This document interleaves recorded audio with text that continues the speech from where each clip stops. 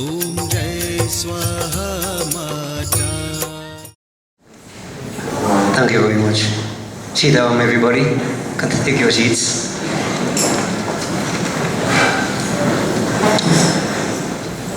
Boli Shri Swaha Mata ki Jai. I know you have been sitting for quite a while, and I will try to be as brief as possible, because we have next coming up the prize giving, and a lot of our children will be waiting for their prizes. But it is necessary to present a message on a day like today, and I will do so in a simple way. Now, let me firstly say blessings and commendations to all the pundits, the branch executive centers, all you devotees who are prepared, who have worked so very hard to celebrate in this wonderful way what we refer to as Indian Arrival Day. Earlier on, we heard various comments being made. We all know where we have come from. History is here, and I'm not going to go into all that. To come to the point, we all have been year after year bombarded with what our ancestors came with, what they did, etc. That is well known, well documented. There is one aspect which they brought with them also, and which I believe we need to pay attention to. The theme for this year, Swadeshi, Dhanya Dhanyavadi. It is translated here as blessedness is the fruit of gratitude. It means that when we express thanks, we express words of Dhanyavad, words of thanks, blessedness follows. But the question is, what is blessedness? Why do we need blessedness? Where does blessedness come from? Now, blessedness has to be something that is very positive, very useful, very necessary.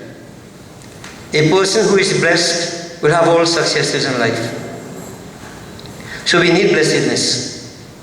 But the theme is telling us expression of gratitude brings blessedness. So therefore we need to give thanks to our ancestors. No man is an island. We have all benefited from the sacrifices of all those who have gone before. So we express thanks, and as we celebrate Indian Arrival Day, this thanks is also being expressed in various enactment, various types of remembrance, etc. But as I said, there is one part of it I really want to bring back into memory, which I believe is very necessary. And I go to Sri Ramcharitamanas, which is one of the texts that our ancestors brought with them. And I go towards the end of Uttarakhand, where Bhagavan Shankar is speaking to Goddess Parvati, and it is all about the term blessedness. Who is blessed? What is blessed? How can we derive blessedness in our lives? So I'm going to put it to you very simply. Each part of this is, as we can say, one entire nice discourse. I want to put it to you in a few moments, in a nutshell. Bhagavan Shankar said to Parvati, Dhanya Desh So Jahasurasari. Blessed is that country where the Ganga flows. Where is that country? It is India. So India is blessed. Those who came from India, bringing with them all that we speak about, all that we think about, all that we reflect upon, they are also blessed. But then, what about we here in Trinidad? Ganga doesn't flow here, does it? Then does it mean to say that we are not blessed? This is where the interpretation has to come in. Ganga is a stream of devotion, a pure, simple love, unadulterated love for God. And all that God symbolizes, all that He represents. Wherever there is devotion, Ganga flows. And our ancestors, as well as their descendants, up to now all of us, we make that sacrifice. People of all religions, they make sacrifice to develop that love for their God. There is one God, but we personalize God. And once we keep along this pathway, blessedness is going to come to us. Trinidad is also blessed. We are not going to focus on the negatives. In every circumstance, you're going to have negatives. You have exceptions. But what we need to do is to focus on the positives. As a man thinketh, so he becometh. So there is devotion in this country of ours. And what we need to do is to intensify that devotion. Let the Ganga flow. And I am saying the Ganga is a stream of devotion. As Pandit Gyaan Deepak alluded to earlier on, our scriptures are for all people, not for Hindus only. All religions, people show devotions to God in their way, how they worship. That love for God is here. You have detractors, of course. We're not going to focus upon them. So Trinidad will be blessed. It is blessed, and blessings will continue to flow. But we need to allow the Ganga to flow. Blessed in that country where the Ganga flows. Dhanya Nari Pratibat Anusari. This is a special message for the mothers, sisters and daughters. It is painful when we analyze what is happening in society today. The amount of murders, and amongst them how many mothers, sisters and daughters have been killed. What is the Hindu's position? What is the scripture's position on this? We have placed women on a pedestal. We have given them a status as Shakti, the power, without which it is said not a blade of grass moves. These practices, this philosophy has emanated out of India, the land of the Ganga. But it is with great pain that today I read, and what has happened before. Two sisters, 14, 15, 14, 16, gang raped in the village and hanged from trees. In Pakistan, we have a woman who, because of love marriage, she was stoned to death. Look what is happening. Is that blessedness? Now, we are told that the women folk, they are highly blessed. One, if you maintain your duties and your responsibilities, your faithfulness, your fidelity in mind, word and deed. There is a power in this. Our scriptures do not sanction loose living. And if you analyze what is happening in society today, where AIDS and other STDs decimating the world population, loose living causes. Our scriptures telling us, blessedness comes to those who maintain their principles in the right way. Mothers, sisters and daughters. And this is part of our tradition. The Gita tells us, when the women in a society become corrupt, the society is doomed. And therefore it is necessary that the mothers, sisters and daughters understand the power that you have, the duties that you have, the responsibilities that you have, and to maintain them to the fullest so that blessedness will flow. Nothing justifies illegitimate and illicit relationships. Nothing. What comes out of it is pain, destruction, not to mention the grief that follows. We must bear this in mind. We are responsible for our own doings. Everything lies with us. The power is within us. So I choose to do the right things. We have belief, faith and confidence in our mothers, sisters and daughters. We have faith, confidence in other people's mothers, sisters and daughters. We show respect to you. So we ask that you respect yourself. Maintain the tradition, the parampara, so that blessedness will flow. Dhanya so bhoop niti jo karei. Blessed is a monarch. And in Trinidad we don't have kings, but we have the leaders. Whether it be the politicians, the prime minister, whether it be the leaders of the various organizations, whatever have you. People in leadership position. Blessed indeed is that leader who administers justice. We are without bias, without prejudice.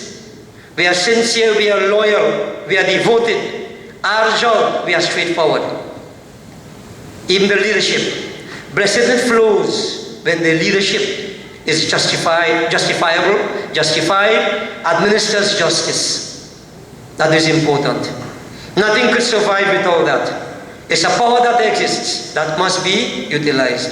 So those of us who are in positions of influence, power, remember, we have a responsibility. No bias, no prejudices. Justice is justice. Truth and justice must be maintained. Blessedness flows therefrom. Dhanya sodvich nishadharma tarai.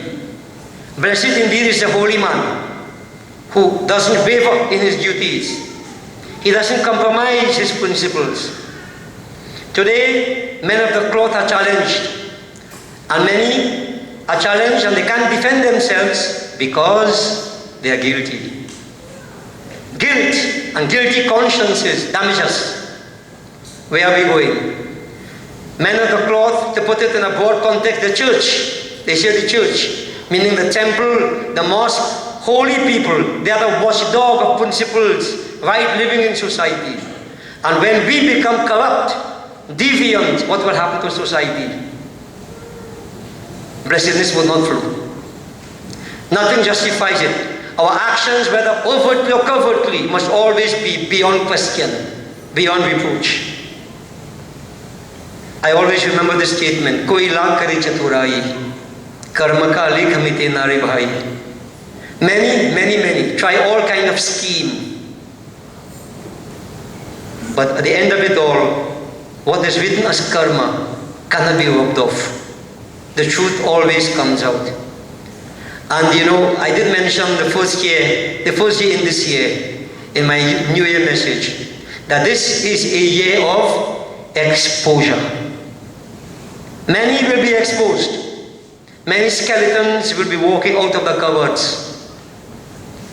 But then if I have skeletons in the cupboard, it is my doing. I should not be minding skeletons.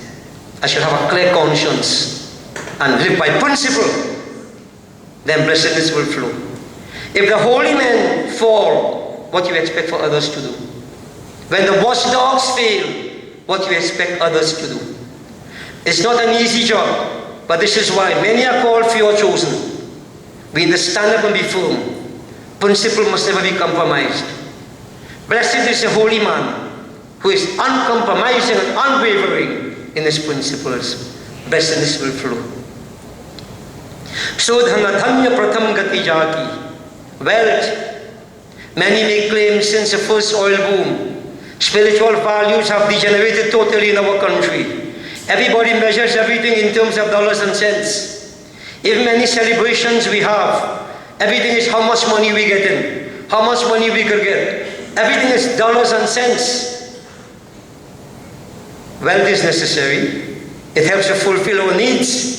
Though I can say that, you see, there is need and greed. Nobody could fulfill everybody's greed. But needs we can have fulfilled. Wealth has to be used wisely. Wealth without spiritual value system helps us to degenerate. We become loose, lascivious if we don't have a spiritual value system. There are three ways wealth can be utilized according to Ramayana. One, used for constructive purposes, for charity. Used for the benefit of others.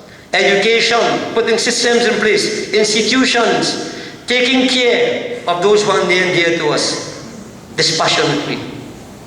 Wealth can be used for enjoyment. If you use it for neither, it will be stolen. It will be lost. However it's stolen, I will not go into that. If wealth is used for the first purpose, charity, constructive purposes for the benefit of all, that wealth is blessed and blessedness flows. Dhanya punya rata mati soi paki. We all have an intellect.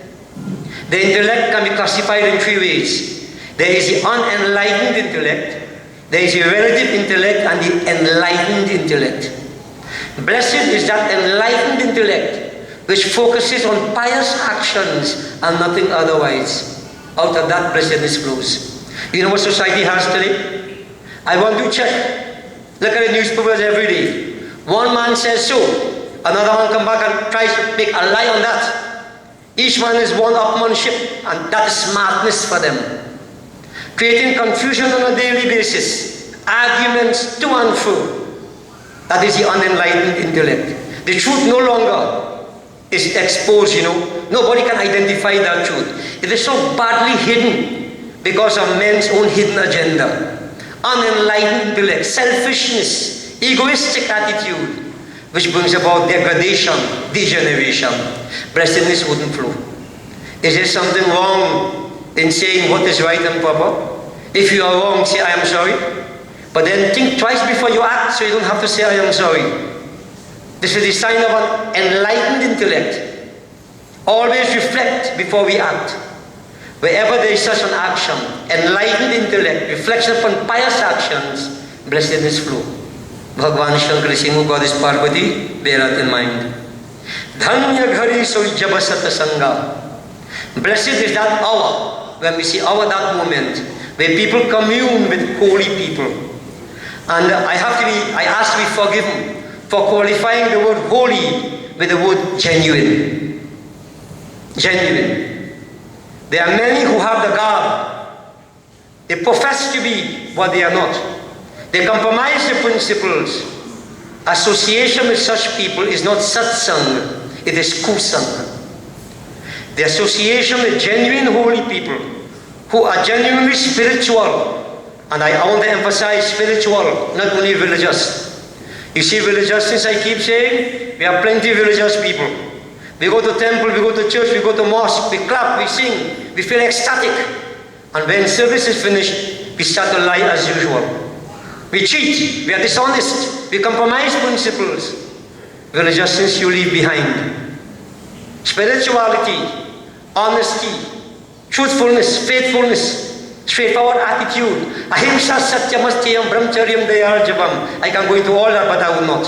These positive qualities, wherever you go, they go with you. This is spirituality. Some people think spirituality means going to God. Spirituality goes beyond God. And by the way, let me tell you something. You see where logic stops? There God begins. That is for those who do believe in God. Let's leave it there. But spirituality cuts across all boundaries. And once we have spiritual values, then we can be genuine holy people. What will happen then? Associating with such people, negativities will go in the way. Negativities will be enlightened. Life will become positive. Positive energies will flow. Company association is important. And I want to make a point to the young people. Why do you think it said Pratham Bhakti Santan Sangha? The first stage is to associate with the right company. You see, this word karma is a very important word. I wrote a letter to the experts some day ago. It was published. And I mentioned that karma is the root cause of all our problems. Somebody who is suffering from intellectual scoliosis wrote back, it's not karma, it's kamla. You understand the stupidity of our people, some of them? This is why I say intellectual scoliosis, a bending of the intellect. They can't analyze properly. Karma is the root cause. Now, there is group karma. And if the group karma is positive, by associating with that group, even our negativities are burnt away. It is to our benefit to associate with the right company. If a sadhu associates with negative company, thieves, he is called a thief. And if a thief associates with a sadhu, he can become a sadhu.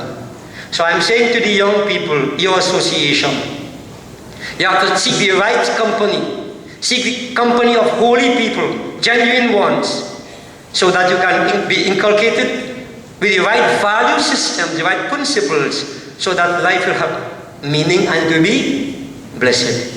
Blessedness will flow. Dhanya janma dvaja bhakti abhanga. Blessed are those who worship, who recognize, respect the holy men and serve them without any sort of negativity, unceasingly.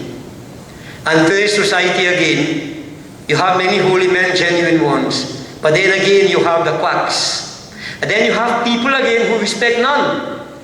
And would you believe a response I got to my very same letter? A fellow wrote, they are pundit/bandit. He can't even understand the difference between a bandit and a pundit. So stupid. So stupid. Now this is disrespect shown to holy men.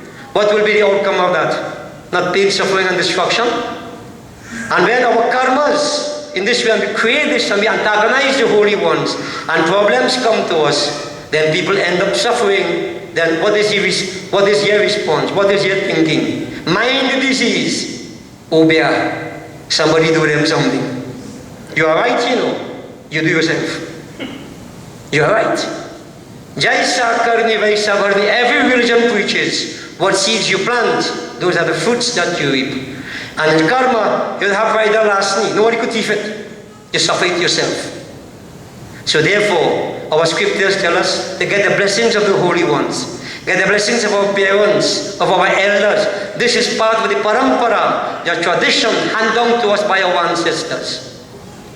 And last point, Bhagavan Shankara is saying, Parvati, so kuladhanya umasunu, jagat puja supunit, Sri Raghubir Parayan Jahinar Upajibinit. Blessed is that lineage, blessed is that family, that ancestry. Most hallowed it is. O Parvati, fit enough to be worshipped by the world. That lineage where an individual is born who recognizes and surrenders to the power of divinity, worships that divine, a person of God. Ramayana says that. All religions. That lineage is blessed. All those who have in their lineage people who serve in God. You believe in your God. You maintain the principles. That lineage is blessed. Dhanya usi ki mata jag mein jo hari ko pehchan rahi. And therefore you have to understand this. Blessedness will have to come because of our actions. The baseline here is that we must seek that spiritual, that one infinite, that divine. This is an important factor. Worship God, seek God and none other. Don't let money become your God. Don't let name and fame become your God. These things are fickle and fade, according to Chandak Maharaj. One day to come, we all depart the mortal coil, and all these we leave behind. What do we take with us? So these are the teachings, some of them of our ancestors. They brought these teachings with us. Ramayana has it very beautifully.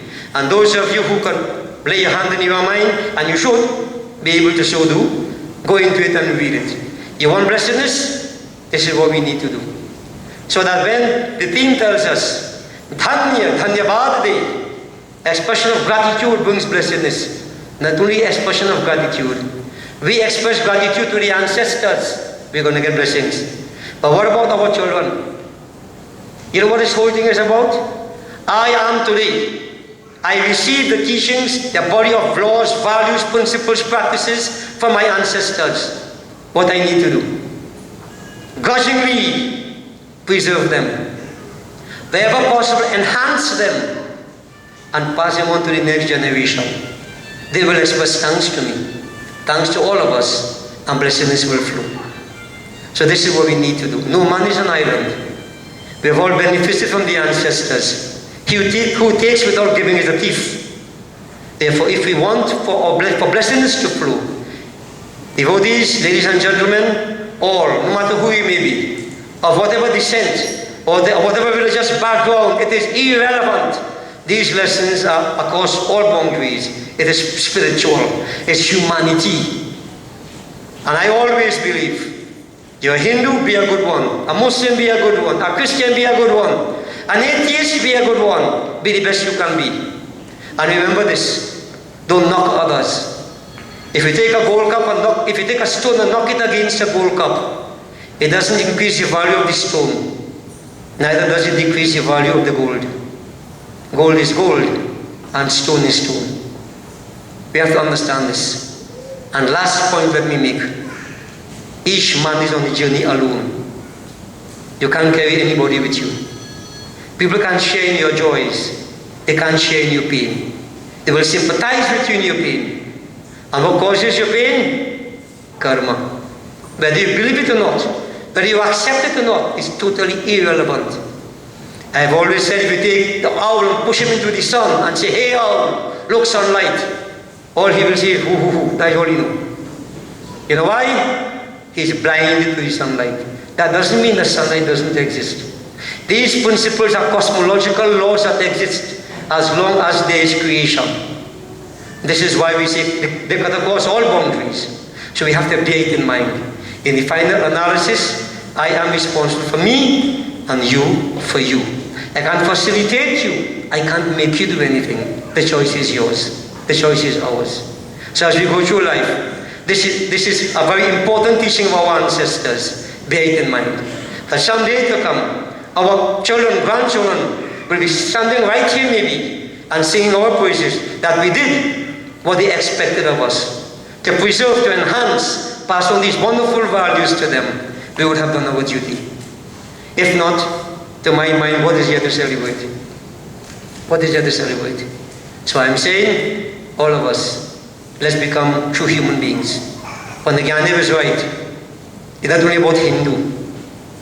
I'm a Hindu, I'm proud to be a Hindu.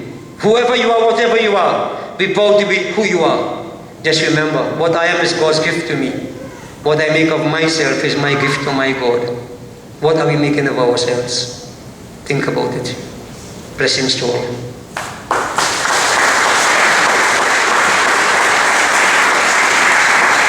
Om Jai Swaha Mata, Maya Jai Swaha Mata,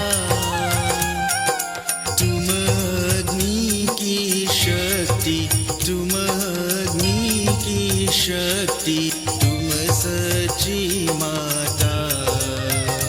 Om Jai Swaha